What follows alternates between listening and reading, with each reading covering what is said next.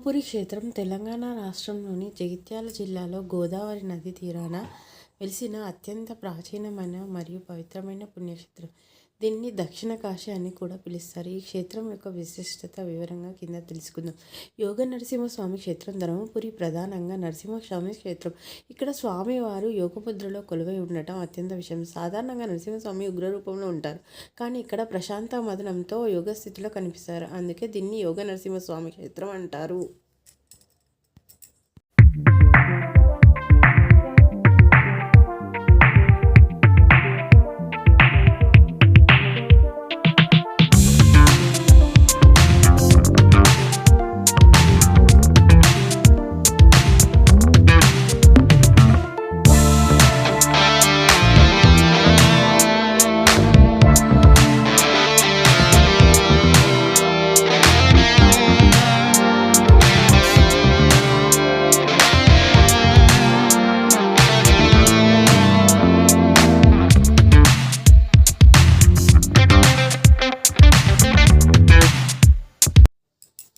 రెండు నరసింహ ఆలయాలు ధర్మపురిలో ఒకే ప్రాంగణంలో రెండు నరసింహస్వామి ఆలయాలు ఉండటం విశేషం.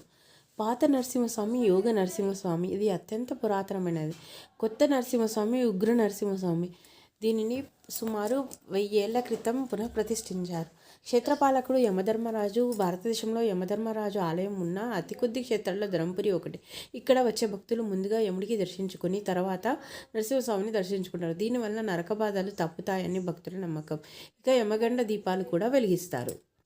యమగండ దీపం వెలిగించడం చాలా ప్రసిద్ధి.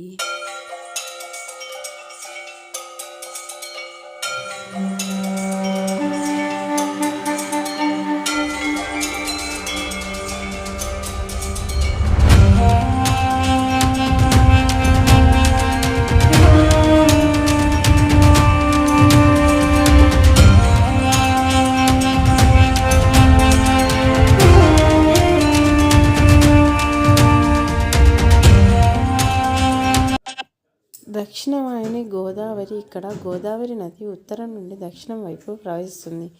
దీనిని దక్షిణవాహిని అంటారు. ఇలా ప్రవహించే నదిలో స్నానం చేయడం వల్ల కాశీ గంగా స్నానం చేసినంత పుణ్యం లభిస్తుందని పురాణాలు చెబుతున్నాయి. ఇతర విశేషాలు: విగ్రహాలు. బ్రహ్మదేవుడు.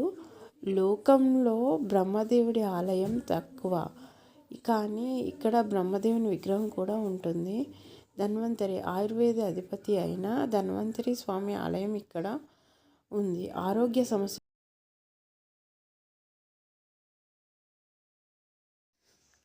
ధర్మపురి పేరు వెనుక కథ. ధర్మవర అనే రాజు ఆ ప్రాంతాన్ని పాలించి స్వామివారిని మెప్పించి ఇక్కడ ప్రతిష్ఠింపజేశాడు. అందుకే ఈ ఊరికి ధర్మపురి అనే పేరు వచ్చింది. అలాగే ఇక్కడ ధర్మవెల్లి విరయడం వల్ల కూడా ఈ పేరు స్థిరపడింది. ముఖ్యమైన పండుగలు: నరసింహస్వామి జయంతి అత్యంత వైభవంగా నిర్వహిస్తారు. బ్రహ్మోత్సవాలు ప్రతి ఏటా పాల్గొన మాసంలో మార్చి ఏప్రిల్లో ఘనంగా జరుగుతాయి. గోదావరి పుష్కరాలు. ఇక్కడ పుష్కర స్నానం చేయడం అత్యంత పవిత్రంగా భావిస్తారు. ధర్మపురి కేవలం ఆధ్యాత్మిక క్షేత్రమే కాదు, వేద పండితులకు, కవులకు మరియు కళలకు నెలవు. ఇక్కడ శిల్పకళా చాతుర్యం కూడా సందర్శకులు ముగ్ధులను చేస్తుంది.